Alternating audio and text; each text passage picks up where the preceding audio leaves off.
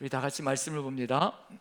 사도행전 11장 27절부터 30절까지, 그리고 또 12장 25절 두 군데를 봅니다.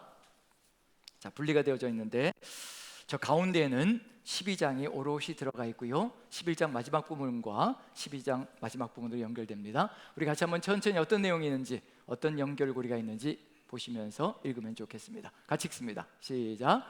그때 선지자들이 예루살렘에서 안디옥에 이르니 그 중에 아가보라 하는 한 사람이 일어나 성령으로 말하되 천하에 큰 흉년이 들리라 하더니 글라우디오 때에 그렇게 되니라.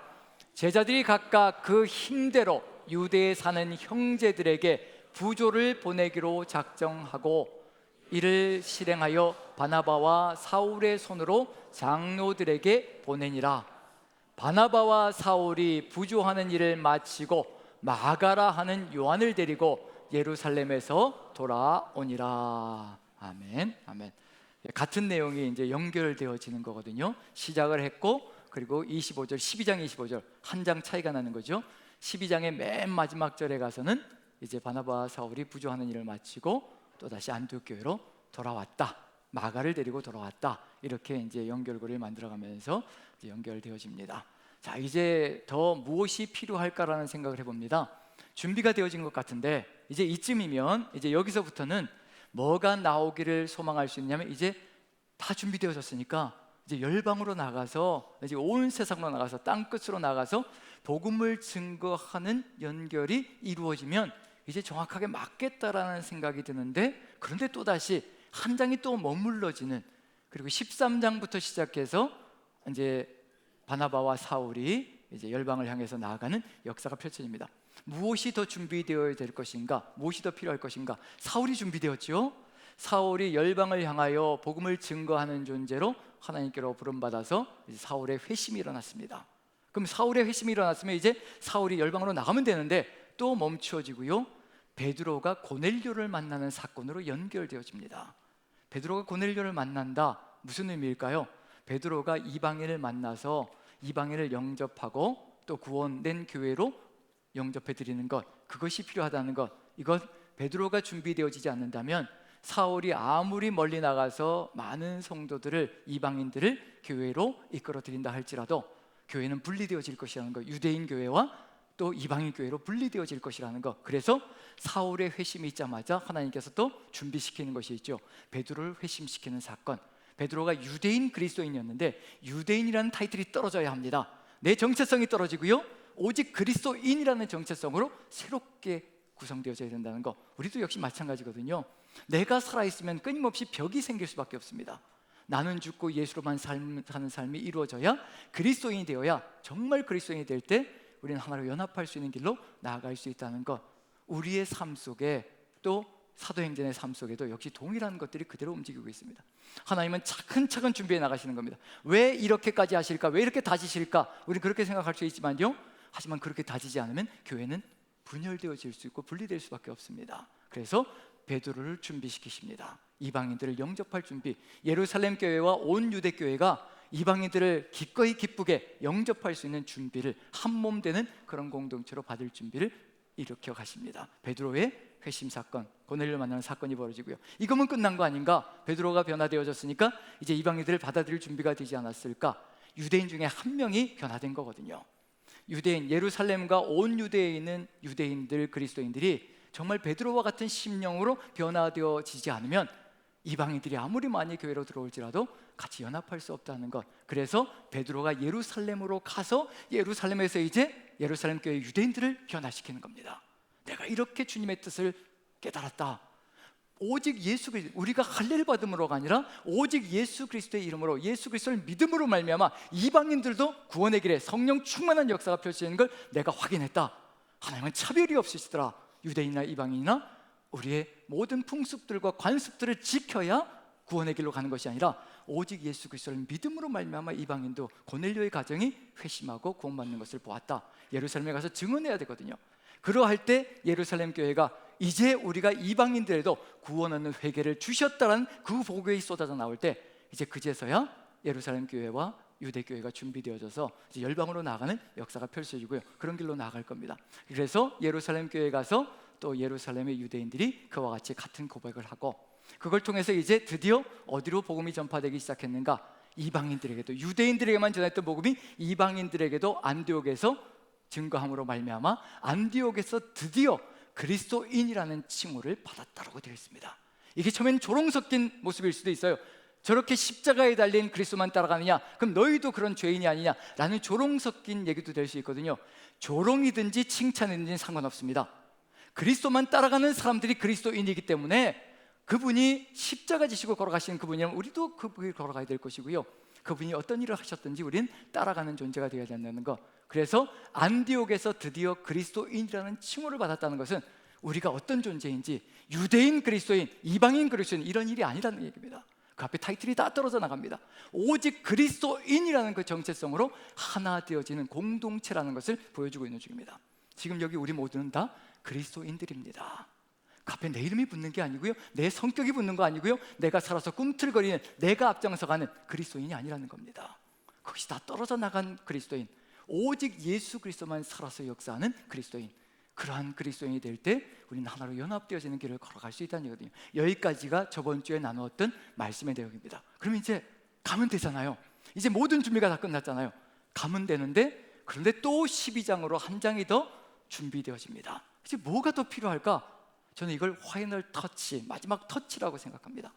이것이 있어야 교회의 본질이 무엇인지, 교회를 통하여서 하나님께서 어떤 일을 이루어 가시기를 간절히 소망하시는지 그걸 분명하게 알며 우리의 삶을 통해서 이루어져야 될 것이 무엇인지를, 즉 그리스도인들의 삶을 통하여 이루어져야 될 것이 무엇인지를 그대로 보여주는 내용이 바로 11장 27절부터요 12장 25절까지의 내용이라는 것을 같이 한번 나눴으면 좋겠습니다. 그래서 마지막 터치, 파이널 터치라는 점에서 이제 여러분들 이런 한자 쓰고 들어보신 적 있나요? 활용점정. 저만 들어봤나요? 우리 저하고 다 비슷한 세대인 것 같은데, 중학교 고등학교 시절에 우리 한문 배웠잖아요. 그렇죠? 처음 보는 것처럼 그렇게 또 표정을 지시면, 우리가 다 한문을 배울 때 활용점정이라는 말도 저는 쓸 줄은 모릅니다. 이게 쓰려고 한다면 이제 그려야 되는 거죠.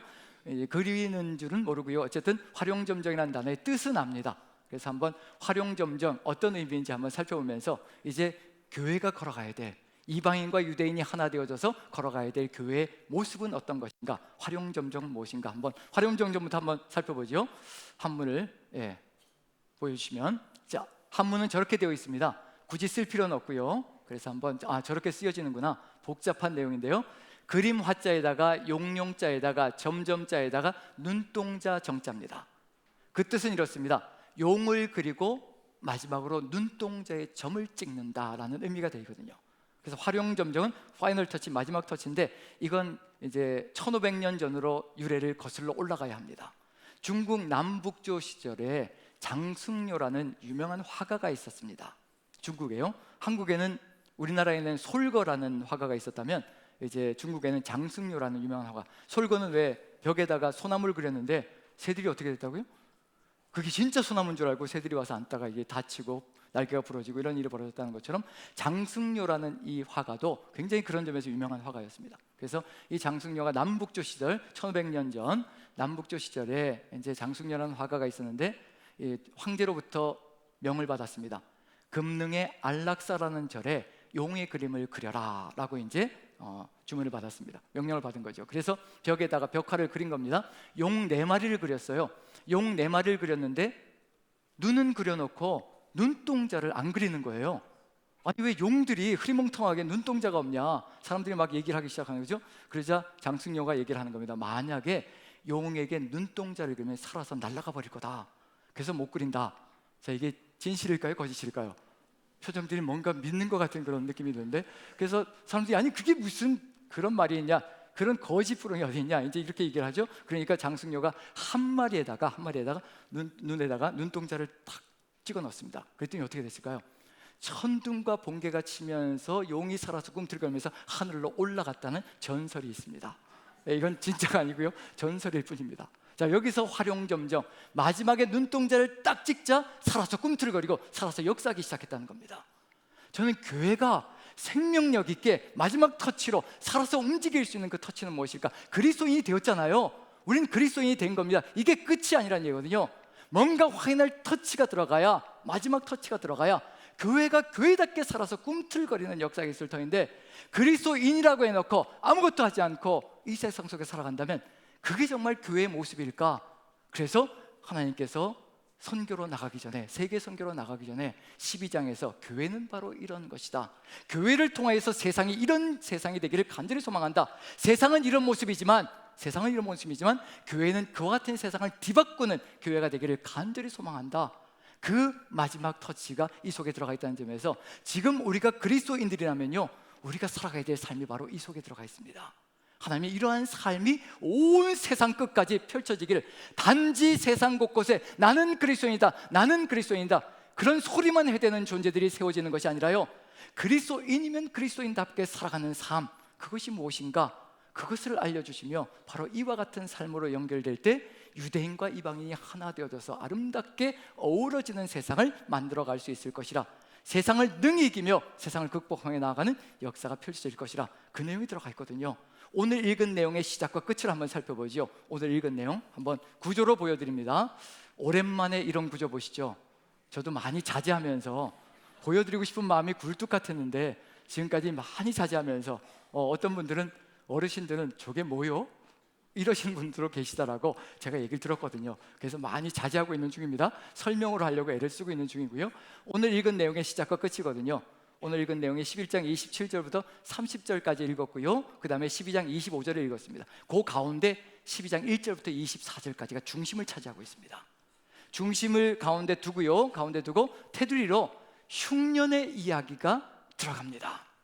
근데 합쳐놓을 수 있잖아요. 12장 25절의 내용을 11장 30절 다음에 이제 바나바를 통해서 이렇게 도움을 주었다면 돌아왔다는 걸 얘기하고 그 다음에 12장 이야기로 들어갈 수가 있거든요. 근데 그렇게 하지 않습니다. 이게 구조거든요. 오히려 그 사이를 버리고 그 가운데 이야기를 집어넣습니다. 이 이야기가 어떤 의미가 될 것인가, 이걸 극복해야 바로 11장에서 12장으로 연결되어지고요, 그리고 13장의 열방으로 나가는 역사. 지금 12장 25절 보시죠. 바울과 사울과 마가의 이름이 등장하잖아요. 예루살렘에서 마가를 데리고 왔다. 1차 전도여행을 하는 세 사람이 다 여기 들어가 있습니다. 그럼 이 사람들은 예루살렘에서 이것을 배운 다음에, 이것을 깨달은 다음에 교회의 의미가 무엇인지를 분명하게 가슴에 새긴 다음에 이제 열방으로 나가는 역사가 펼쳐지는 겁니다. 13장부터 1차 전도여행이 시작됩니다. 바나바와 사울과 그 다음에 마가가 1차 전도여행을 떠나는 거죠. 그 사람들이 예루살렘에서 무엇을 보고 깨달아야 될 것인가, 마음 중심에 어떤 것을 새기고 가야 될 것인가, 그게 새겨져 있지 않으면요, 언제 어느 때든지 무너질 수가 있습니다. 하나님의 교회는 그것이 생명력이라는 것을 분명히 보여주고 있거든요. 그 생명력이 중심에서 가득 찰 때 무엇이 이루어지는가? 자, 11장 27절부터 30절까지 아까 읽었죠. 글라우디오 시절에 로마 황제, 4대 황제거든요.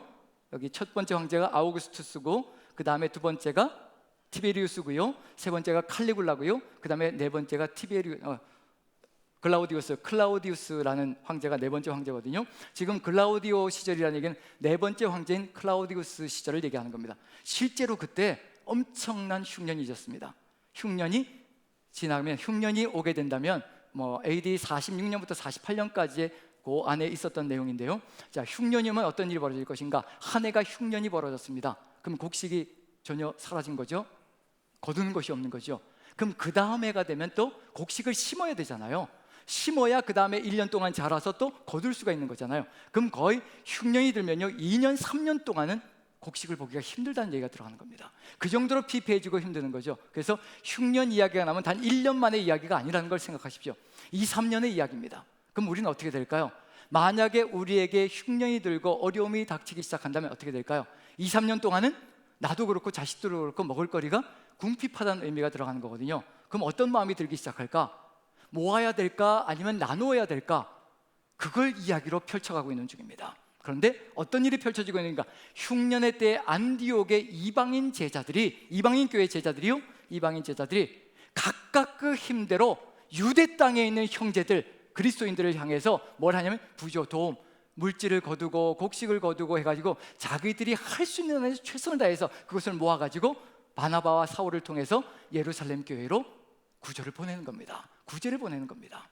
자신들의 것도 모자랄 터인데 자신들도 모자라는 가운데 있고요, 자식들에게 먹일 것도 모자랄 텐데 같이 흉년이 들었거든요. 천하의 흉년이 들었다고 되어 있습니다. 로마 제국 전체 흉년이 든 거거든요. 그 정도로 심각한 시절입니다. 그런데도 불구하고 이렇게 거두어서 보내는 겁니다. 교회가 어떤 것인가를 알려주고 있는 중입니다. 그리스도인이란 어떤 존재인가? 그리스도인이란 자기의 것을 자기의 것이라 하지 않고 자기의 것을 나누어서 힘들고 어려운 순간에도 더 못한 사람들을 향하여 손을 펴고 나누어서 하나이게 만들어가는 공동체, 그런 공동체라는 것을 분명히 보여주고 있는 중입니다. 단순히 무늬만 그리스도인을 얘기하는 것이 아니라요, 삶으로 그리스도인의 삶을, 자신의 모든 것을 내어서 섬기며 나아가는 공동체가 되어야 된다는 것을 그대로 보여주고 있는 중입니다. 이게 중요한 이야기는 뭐냐면 지금까지 이런 일이 있었죠. 사도행전 2장과 4장에도 이와 같은 일이 있었습니다. 자기의 것을 자기의 것이라 하지 않고 자기의 것을 내어서 공동체를 섬기고, 바나바는 또 거기에 덧붙여서 자기가 가지고 있던 밭을 팔아서 사도들 앞에 갖다 놓고 가난한 성도들이 가져갈 수 있도록, 나눌 수 있도록 그렇게 만들었다는 그 얘기가 2장과 4장에도 들어가 있었습니다. 성령 충만할 때, 하나님의 뜻을 받들 때 그러한 역사로 마감되어진다는 것을요, 사도행전은 계속해서 우리에게 보여주고 있거든요. 그런데 그때와 지금의 차이가 뭘까? 지금도 돕고 있는 것, 자기의 것을 내어서 돕고 있는 중입니다. 그때와 지금의 차이가 뭘까? 똑같은 돕는 이야기인데 그때는 유대인 공동체 안에서만 벌어졌던 일들이거든요. 그런데 지금 이 사건은요, 유대인과 이방인이 어우러져서 서로의 것을 나누고 있는 삶이 이루어지고 있다는 겁니다.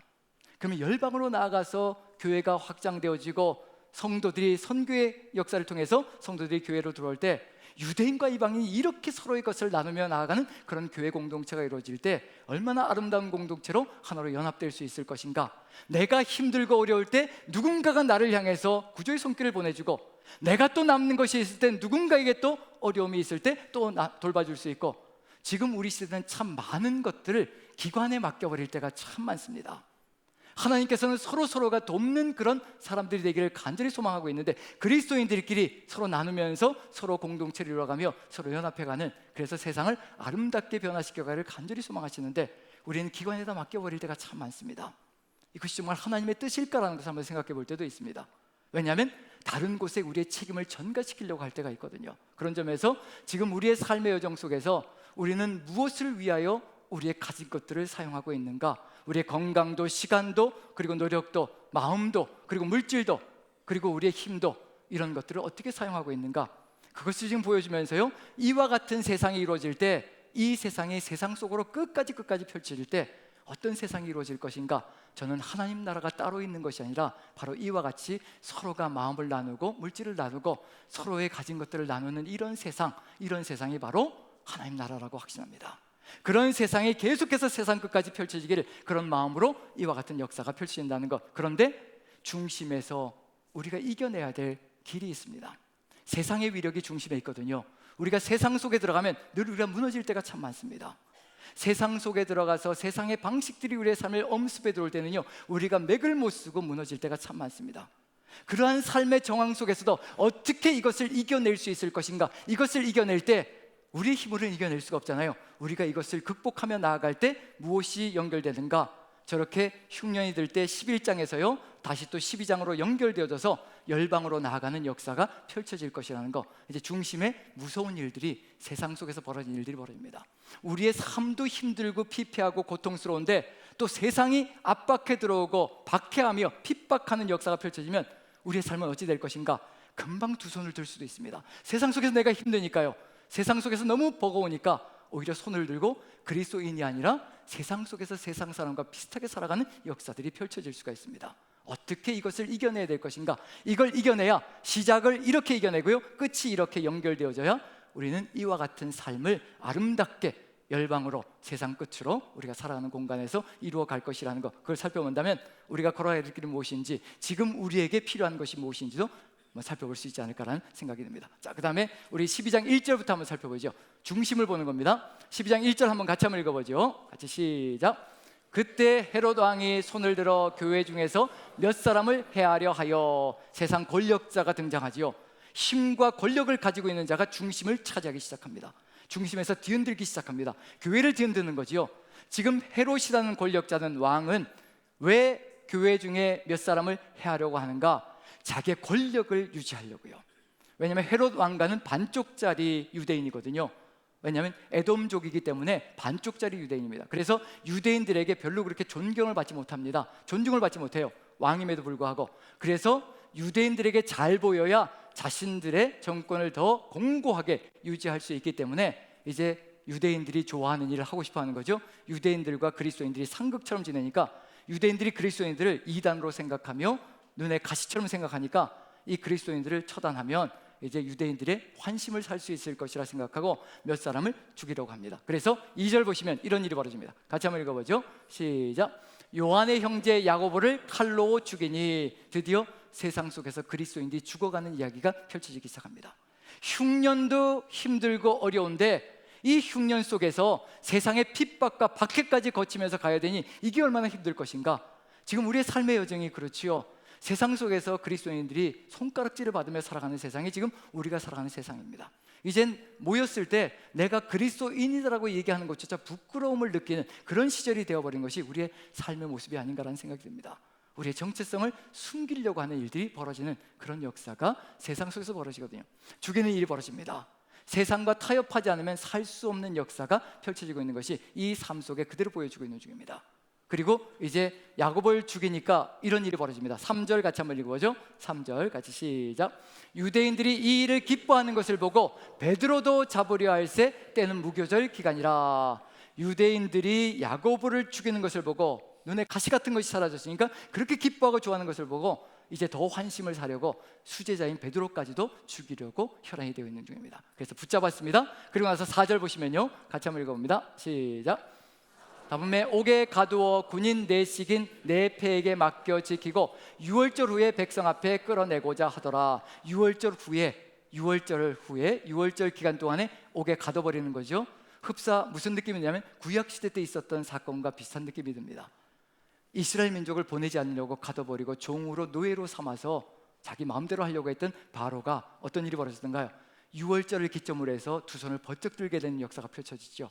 하나님의 백성은 어느 누구도 착고에 채울 수 없고 어느 누구도 묶어둘 수가 없습니다.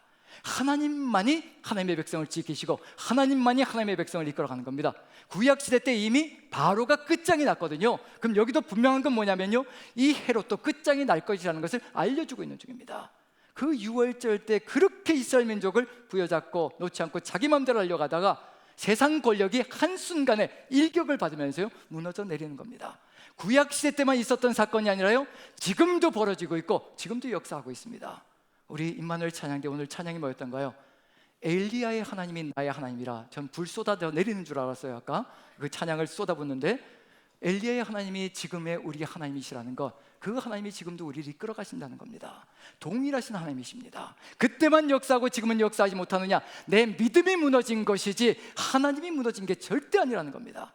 동일하신 하나님께서 지금도 우리를 이끌어 가시며 역사하시고 부여잡고 세워가신다는 겁니다.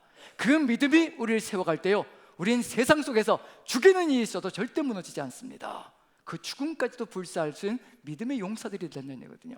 지금 여기서 6월절이라는 단어가 나왔고요, 네페씩, 네식으로 16명을 차곡차곡 절대로 빠져나가지 못하게 지키고 있는 중입니다. 이제 어떻게 해야 될까요? 세상의 힘과 능력은 너무도 거대해 보이고 막아낼 수 있는 힘과 능력은 없고 그 세력을 막을 수도 없고 이길 수도 없습니다. 우리가 할 수 있는 게 있죠. 이게 최고의 무기입니다. 5절 같이 한번 읽어보죠. 같이 시작. 이에 베드로는 옥에 갇혔고 교회는 그를 위하여 간절히 하나님께 기도하더라. 엘리야는 우리와 성정이 같은 사람이로되 똑같은 사람이로되 하나님께 기도하여 불을 땅에 떨어지게 만들었다고 분명히 기록하고 있거든요. 분명히 우리에게 주어진 힘과 능력이 있습니다. 우리가 힘과 능력이 아니라 우리가 누구에게 기도하느냐, 누구에게 의지하느냐, 누구에게 모든 신뢰를 다 올려드리느냐, 그것이 살고 죽는 길이 펼쳐지는 겁니다. 교회는 간절히 기도했다라고 얘기를 합니다. 우리가 할 수 있는 게 뭘까요?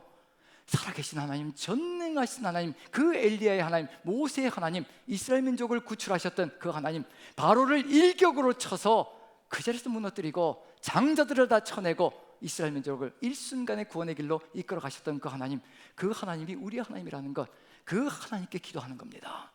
이 기도가 이루어질 때, 이 기도가 상달될 때 어떤 역사가 펼쳐질 것인가, 이러한 역사로 나아간다라고 우리에게 보여줍니다. 세상이 착고를 채워서 가두었습니다.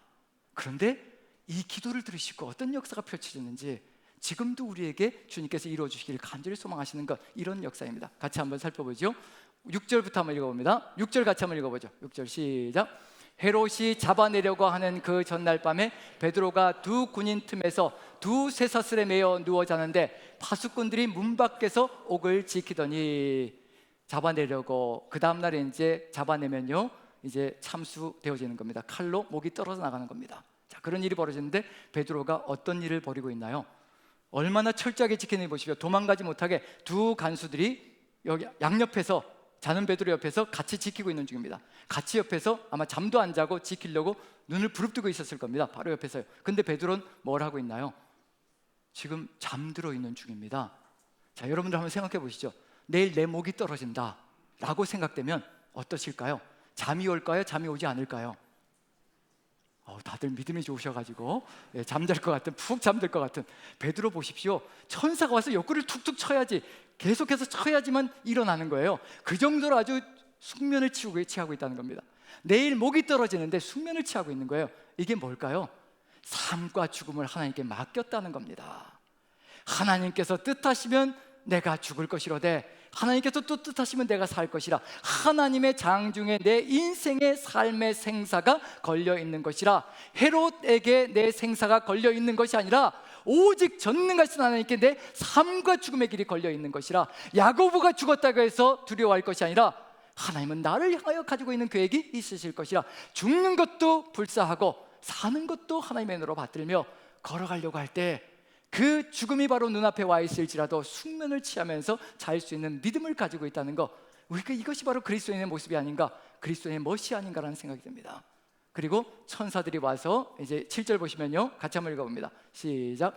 호련히 주의 사자가 나타나며 옥중에 광채가 빛나며 또 베드로의 옆구리를 쳐 깨워 이르되 급히 일어나라 하니 쇠사슬이 그 손에서 벗어지는지라. 우리는 광채만 확 나면 눈이 확 떠질 것 같은데 베드로는 또 옆구리를 쳐야지 일어날 정도로, 그 정도로 잘 자고 있는 중이죠. 그 상황이 벌어지고 있는 중입니다. 그런데 옆구리를 쳐서 깨워서 급히 일어나라 하니까 어떻게 됐나요? 쇠사슬이 그 손에서 확 벗어버립니다. 무슨 의미일까요?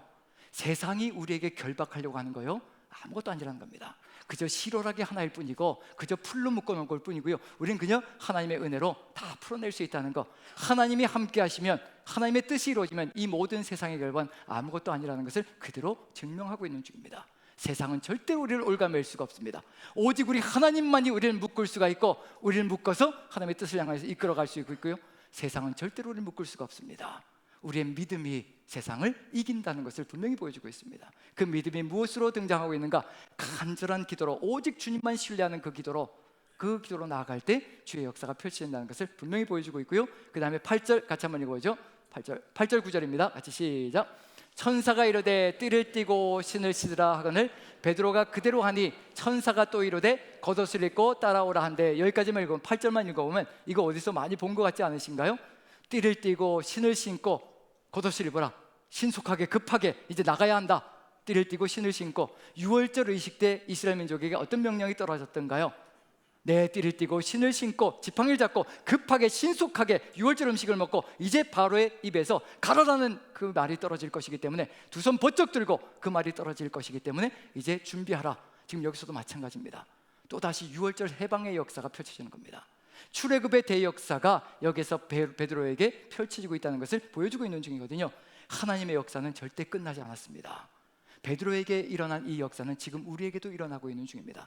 세상이 우리를 묶을 수가 없습니다. 세상의 모든 것들이 끊임없이 우리 귓전을 맴돌 때 세상의 말들이 우리 귓전을 맴돌지요. 이렇게 해야 된다, 저렇게 해야 된다, 이렇게 살아야 된다, 저렇게 살아야 된다, 이렇게 모아야 된다, 저렇게 모아야 된다, 이렇게 투자해야 된다, 저렇게 투자해야 된다. 수많은 말들이 우리 귓전을 맴돌면서 그렇게 하지 않으면 세상 속에서 절대 살아갈 수 없다, 노예, 거짓골이 되고 싶으냐, 이런 이야기들이 끊임없이 우리 귓전을 맴돕니다. 세상의 소리가 우리를 잠식시키려고 안간힘을 써대고 있는 중입니다. 그 상황 속에서 우리는 무릎 꿇고 기도하는 겁니다. 주님, 제가 제 생명을 주님께 맡겼습니다. 살든지 죽든지 주님 것입니다. 지금 이 순간에 죽는 것도 주님 뜻이고 이 순간에 사는 것도 주님 뜻입니다. 오직 주님께 다 맡겨드립니다. 그 길로 나아갈 때 누가 지킬 것인가? 하나님만 믿겠다고 목숨을 거는데 하나님이 지켜주지 않으면 하나님이 책임이지요. 그건 하나님 책임입니다. 그런 배짱을 가지고 나가는 믿음이 있다면 이 세상은 조금씩 조금씩 우리를 통하여 달라지기 시작할 겁니다. 그런 사람을 세워서 그런 그리스도인이 세상을 이끌어 나가길 간절히 소망하는 것이 하나님의 마음속에 들어가 있습니다. 그리고 10절 같이 한번 읽어보죠. 같이 시작. 이에 첫째와 둘째 파수를 지나 시내를 통한 쇠문에 이르니 문이 저절로 열리는지라 나와서 한 거리를 지나매 천사가 곧 떠나니라. 어디까지 내보내나요? 길거리까지 내보내는 겁니다. 쇠문이 견고하게 닫혀 있는데 저절로 확 열리는 겁니다. 하나님께서 뜻하시면 어느 것도 막을 수가 없습니다. 하나님께서 역사하시면요, 그 어떤 것도 이 세상에 우리를 막아낼 존재가 없고 막아낼 것이 없다는 것을 분명히 보여주고 있는 중입니다. 그리고는 길로 나아가 이제 베드로를 탈출시키시고 하나님의 뜻을 이루어가는 존재로 세워가신다는 것, 그걸 보여주고 있는 중입니다. 이걸 왜 보여주실까요? 무엇이 사명을 이루어가게 한다는 것을 보여주는 것일까요? 우리의 기도가 사명자로 든든히 견고하게 서나갈 수 있는 길이라는 것을 알려주고 있는 중입니다. 사울도 바나바도 이곳에서 이러한 상황들을 듣고 보면서 가슴에 깨달았을 겁니다. 선교의 사명으로 나아갈 때 작고가 채워져서 갇히는 그런 역사가 펼쳐질 때 무엇을 해야 될 것인가? 탄식해야 될 것인가? 무엇을 해야 될 것인가? 바울이 빌립보 감옥에서요, 채찍에 맞아서 온몸이 터지고 피가 나는 그 몸을 가지고 빌립보 감옥에 갇혔습니다. 밤중이 되어서 그 통증과 고통이 얼마나 컸을 것인가? 채찍에 맞으면 살점이 떨어져 나가거든요. 그 채찍에 맞고 감옥에 갇혀서 피를 흘리며 밤중이 되었습니다. 우리 같으면 하나님 위해서, 예수 그리스도의 복음을 위해서 제가 이 지경이 되었는데 뭐 하시는 겁니까? 왜 보호해 주시지 않으시는 겁니까? 탄식이 쏟아나갈 텐데요, 어떤 일이 벌어지냐면 찬양하고 기도했다라고 얘기를 합니다. 찬양을 쏟아붓고 기도를 쏟아붓기 시작했다고 합니다. 옥토가 흔들리고 옥문이 열리고 착고가 풀리는 역사가 펼쳐졌다고 얘기합니다. 우리의 찬양과 기도는요, 세상의 모든 결박을 다 풀어낼 수가 있습니다.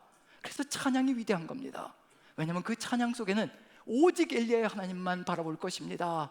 오직 나의 하나님, 전능하신 하나님만 바라보며 제 모든 생명을 다 내어놓을 것입니다. 그 고백이 찬양의 가사 내용 속에 들어가 있거든요.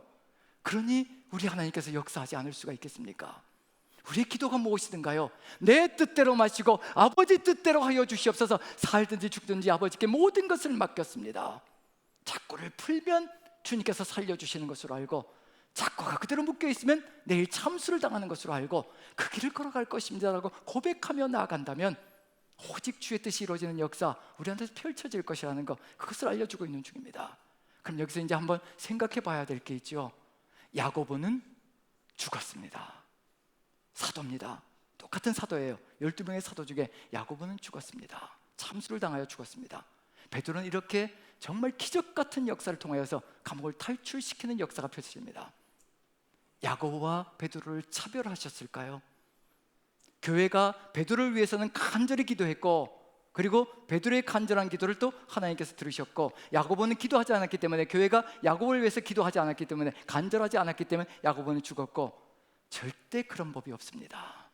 소명이 끝났기 때문에 야고보를 데려가셨고, 소명이 있기 때문에 베드로는 살아난 겁니다. 베드로가 이루어가야 될 게 있거든요. 한 번 더 사도행전에서 또 출연합니다. 사라진 것 같지만 사도행전 15장에 또 한 번 나타나게 되어 있으면 나타나야만 됩니다.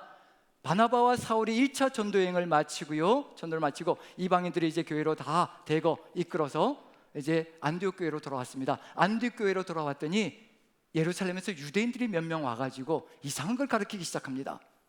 할례를 받아야만 구원받는다. 이방인들도 우리 유대인들과 같이 할례를 받아야만 구원받는다. 이상한 것을, 이상한 교소를 가르치는 거죠.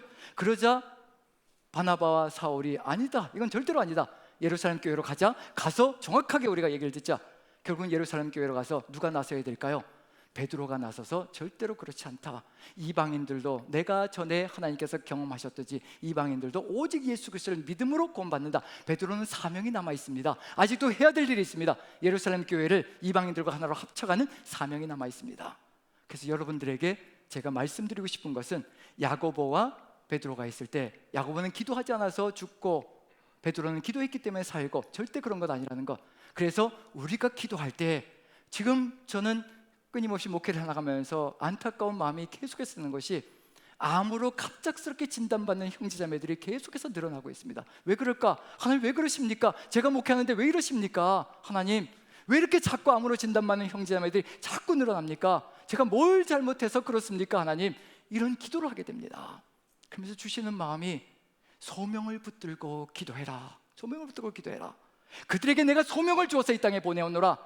그들에게 기도하게 하고 그들이 기도를 뿜어낼 때 하나님 이 질병을 고쳐 주시옵소서. 제게 주신 소명 하나님께서 이 땅에 보내실 때 소명을 부여해서 보내신 줄로 믿습니다. 그 소명 이루지 못하고 주님께로 가면 그 안타까움과 그 부끄러움을 어찌 감당하겠습니까? 그 소명 다 이루고 가게 해주시옵소서. 이 질병을 거두어 주셔서 제가 지금 이루지 못했던 그 소명들을 주님과 함께 주님 손 붙들고 이제 남은 여생은 그 소명 다 이루며 주님과 함께 나아가게 해주십시오. 이렇게 기도하기를 소망합니다. 여러분들 중에 정말 급작스러운 질병으로 어려운 문제들로 고통 가운데 처하고 있다면 우리는 소명자들입니다. 우린 베드로 같은 존재들입니다. 우리가 여기 이 순간에 이 자리에 예배자로 호흡을 하며 살아있다는 것은요, 우리에게 소명이 있기 때문에 야고보처럼 데려가지 않으시고 지금 이 자리에 예배자로 세워주신 겁니다. 소명이 없는 분들이 아무도 없습니다. 그런데 그 소명을 잊고 내 생각대로 내 주장대로 살아간다면 우리는 살아있으나 살아있는 존재가 아니라는 얘기거든요. 주님께서 언제 데려가실지 모릅니다. 아무도 모릅니다. 베드로에게 소명이 있기 때문에 남겨두셨던 것처럼 우리에게도 소명이 있기 때문에 남겨주셨다는 것을 마음에 새기며 나에게 주신 소명이 무엇인지를 끊임없이 주님께 묻고 그 길을 걸어간다면 삶과 죽음이 걱정되지 않을 겁니다. 우리에게 두려움이 밀려올 때가 있거든요. 내가 천국에 갈 수 있을까? 내가 이런 삶으로, 내가 이렇게 느슨한 삶으로 천국을 기대할 수 있을까? 그 두려움이 어디에서 오는 걸까요?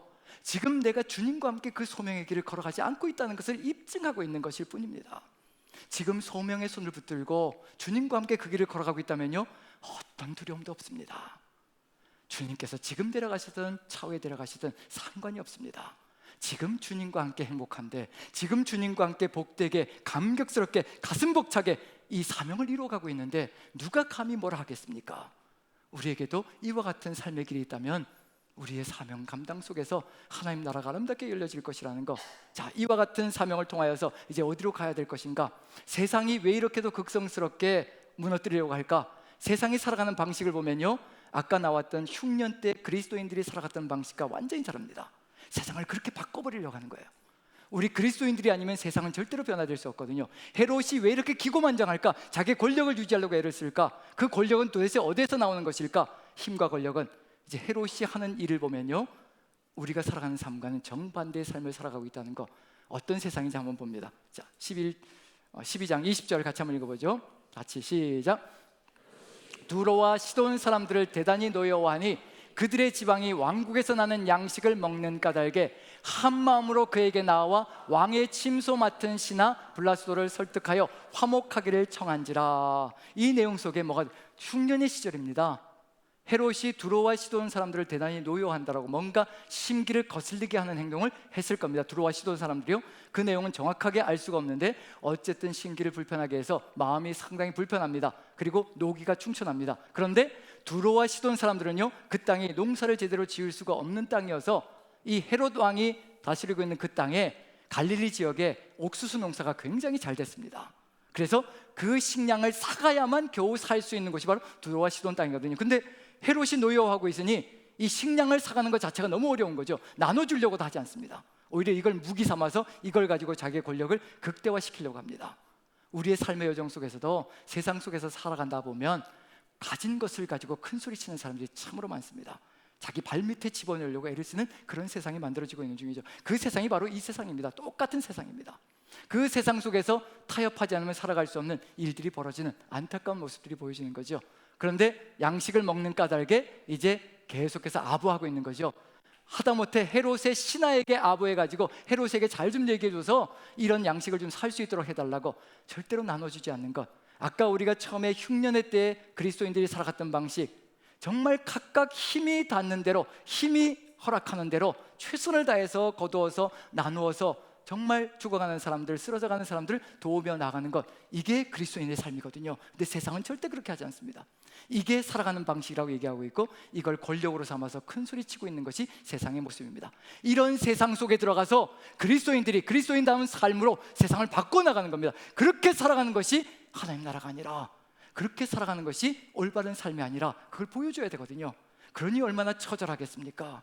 우리가 세상 속에 들어가 저렇게 살아가는 세상 사람들의 삶의 방식을 하나씩 하나씩 아니다라고 부정하며 우리의 삶을 바르게 이끌어가야 되니 그 상황들이 얼마나 어려울 것인가, 그 삶 속에서 부딪히는 그런 고통들이 얼마나 클 것인가. 우리는 이런 것들을 생각해 본다면 어떤 삶을 살아가야 될 것인가. 자, 이제 마지막으로 보여주는 것이 있습니다. 이렇게 큰 소리치고 기고만장하고 나누지 않고 자기의 것을 가지고 쌓아놓고 절대로 나눠주지 않는, 그리고는 그걸 권력으로 삼는 이런 헤롯이라는 존재가 어떻게 될 것인가 한번 읽어보죠. 21절부터 봅니다. 같이 한번 읽어보죠. 천천히 23절까지 읽어봅니다. 시작. 헤롯이 나를 택하여 왕복을 입고 단상에 앉아 백성에게 연설하니 백성들이 크게 부르되 이것은 신의 소리요 사람의 소리가 아니라 하거늘 헤롯이 영광을 하나님께로 돌리지 아니하므로 주의 사자가 고치니 벌레에게 먹혀 죽으니라. 22절 보시면요, 단상에 앉아서 호령을 합니다. 세상을 향해서 호령하는 거죠. 백성들, 아부하려고 온 존재들, 붙으려고 하는 존재들, 뭐든지 얻어가려고 하는 존재들이 다 붙어서 호령을 합니다. 근데 사람들이 뭐라고 이해하나요? 이건 신의 소리다, 신의 소리다. 무슨 뜻일까요? 우리도 세상 속에서 살아가면서요, 우상을 숭배할 때가 참 많습니다. 물질을 따라갈 때가 있고요, 힘과 권력을 추구할 때가 있고요, 그리고 더 나은 것을 쫓아서 그걸 붙들고 갈 때가 참 많습니다. 다른 신들을 추구하며 따라갈 때가 참 많습니다. 세상의 소리가 하나님 소리보다 더 거대하게, 더 웅장하게 우리의 심령을 희협할 때가 있습니다. 그런 말 하나하나를 신의 소리로 듣는 것이 아니라 세상의 소리로 꺾어버리는 것, 그것이 우리에게 간절하게 필요한 요소가 될 겁니다. 기도로 시작해야 되고요, 기도로 마감되어져야 합니다. 그랬더니 헤롯이 영광을 하나님께 돌리지 아니하므로 주의 사자가 고치니 벌레가 먹혀 죽으니라. 요세푸스의 기록에 의하면요, 저도 읽어봤는데 요세푸스의 기록에 의하면 헤롯이 이렇게 큰 소리치고 정말 은으로 장식하고 화려한 복장으로 장식하고 해가 비치니까요 정말 신의 모습처럼 의리했다고 얘기합니다. 정말 화려했다고 얘기하거든요. 그게 기록이 되어져 있습니다. 실제 역사 속에 기록이 되어져 있는 거예요. 그 정도로 신인 줄 알고 착각하면서 사람들 앞에서 큰 소리 치고 있는 거거든요. 근데 그렇게 하고 나서 그 자리에서 복통이 일어났다고 얘기합니다. 복통으로 그러다가 닷새 동안 복통으로 고생하다가 죽었다라고 되어 있습니다. 그 사건을 여기 기록하고 있는 겁니다. 실제 역사 속에 벌어졌던 겁니다. 어느 누구든지 신으로 행세하는 자, 하나님 자리를 차지하려고 하는 자, 하나님께서 절대 좌시하지 않으신다는 겁니다. 심판으로 끝나버리고 만다는 겁니다. 세상을 따라가지 마십시오. 세상은 이렇게 심판으로 끝장날 겁니다. 이렇게 죽음으로 끝장날 거거든요. 큰 소리 치는 존재들 절대로 살아남을 수 없습니다. 마지막 심판 때는 누가 왕이신가? 살아계신 하나님이 심판 때에서 왕으로 모든 존재들을 심판할 겁니다. 그 하나님을 바라보며 나가는 거거든요. 그리고 나서 쏟아지는 게 있죠. 기도로 시작했습니다. 힘겹고 어려울 때 아무 맥도 못 쓰는 그 순간에 간절하게 교회가 기도했습니다. 그리고 무엇으로 마감되어지는가? 24절, 이것으로 마감되어집니다. 같이 한번 읽어보죠. 시작. 하나님의 말씀은 흥왕하여 더하더라. 누구의 말씀이 살아 역사한다고요? 세상의 소리가 신의 소리가 아니라 오직 하나님의 말씀만이 살아계신 전능자의 말씀이라는 것을 분명하게 선포하고 있는 중입니다.